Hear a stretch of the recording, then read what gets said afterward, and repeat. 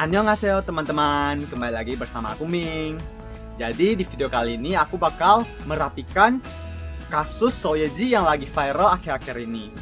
Ya, jadi dari hubungannya bersama aktor Kim Jong Hyun sampai pernyataan resmi dari agensinya.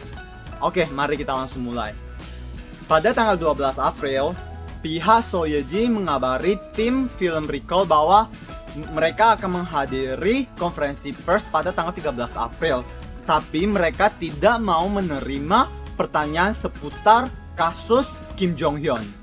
Nah, dari tim Film Recall ini juga membalas kalau mereka tidak bisa memblokir semua pertanyaan terkait itu. Setelah mendapat jawaban tersebut, pihak Soyeji sekitar jam 19:10 waktu Indonesia Barat mengabari lagi bahwa mereka tidak bisa menghadiri konferensi pers pada tanggal 13 April dikarenakan masalah pribadi. Tapi yang netizen tangkap adalah bocoran dispatch itu semakin terbukti kebenarannya dengan semua tindakan dari Soyeji sekarang. Seiring kontroversinya yang semakin viral, beberapa kontroversi terkait Soyeji mulai muncul. Seperti info bahwa dia kuliah di Spanyol itu palsu. Terus tuduhan bullying dan bahwa dirinya jual mahal, beserta staf-staf ada yang ngomong bahwa dirinya itu tidak sopan di area syuting.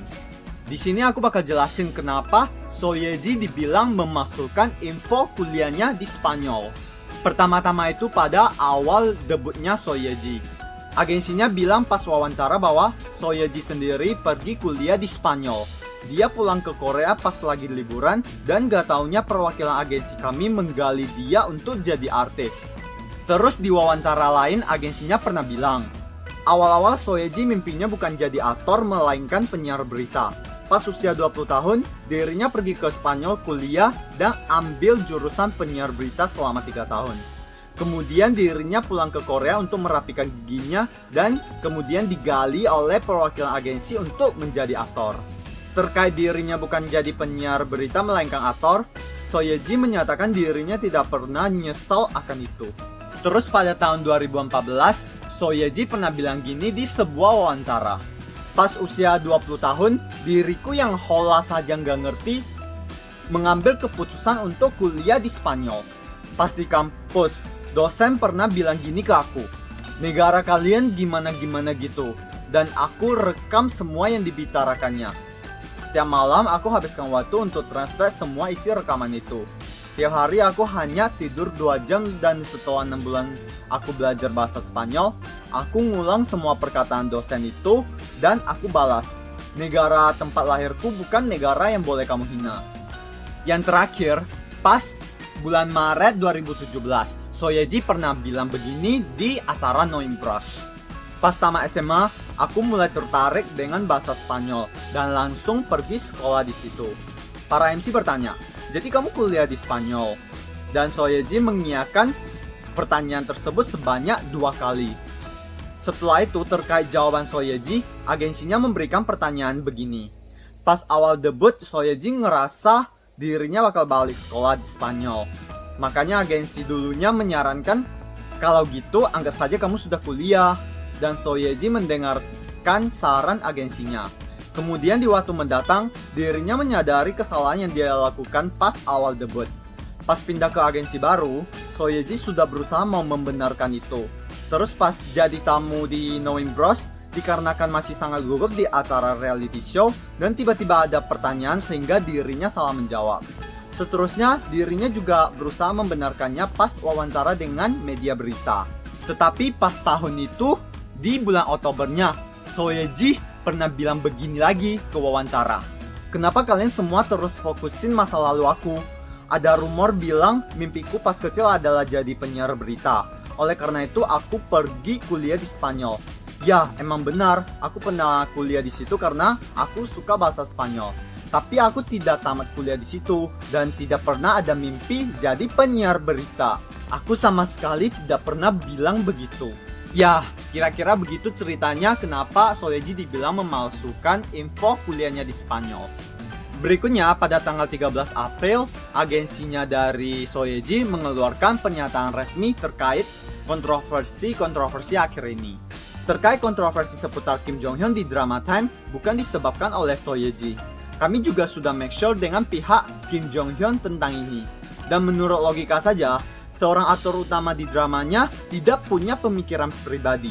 Hanya mengikuti apa yang dia arahkan orang lain itu sangat tidak masuk akal. Walaupun di bocoran percakapan yang tersebar itu nggak ada kalimat ini, tapi pas saat itu Kim Jong Hyun juga berkata ke So Ye Ji, kalau gitu kamu jangan lakukan juga. Ini hanyalah interaksi biasa yang sering muncul di kalangan artis yang sedang pacaran. Tapi interaksi begitu tidak pernah mempengaruhi proses syuting para artis. Kim Jong Hyun kayaknya ada masalah pribadi lain. Terus terkait memasukkan riwayat pendidikan juga kami mau klarifikasi. So Ye Ji ada terima pemberitahuan penerimaan di universitas terkenal di Spanyol. Dan sebenarnya sudah ada persiapan untuk sekolah. Tapi karena jadwal artisnya di Korea sudah berjalan sehingga dirinya tidak bisa melanjutkannya. Terakhirnya, untuk tuduhan bullying masa sekolah sama sekali bukan fakta. Jadi intinya pernyataan agensinya itu kira-kira seperti gini. Semua perilaku Kim Jong Hyun itu bukan perintah dari So Ye Ji melainkan masalah pribadinya. Bocoran percakapan itu juga hanya hal yang sangat biasa untuk orang yang dalam hubungan berpacaran. So Ye Ji emang udah mendapatkan pemberitahuan penerimaan kuliah, tetapi karena kegiatannya di Korea sehingga dia tidak bisa melanjutkannya. Dan terakhir, untuk tuduhan bullying itu 100% bukan fakta. Oke, kira-kira yang aku share sampai sini. Ya, dan aku baca komen dari netizen Indonesia, ada yang menyatakan bahwa mereka itu sama-sama nggak profesional, sama-sama posesif dalam soal hubungan. Tapi juga ada netizen yang menyatakan bahwa kita netral saja, kita lihat ke paling akhirnya cerita ini bakal berjalan kemana. Jadi kalian sendiri netizen tipe mana? Dan bagaimana pendapat kalian tentang semua kontroversi terkait So Ye Ji dan aktor Kim Jong Hyun?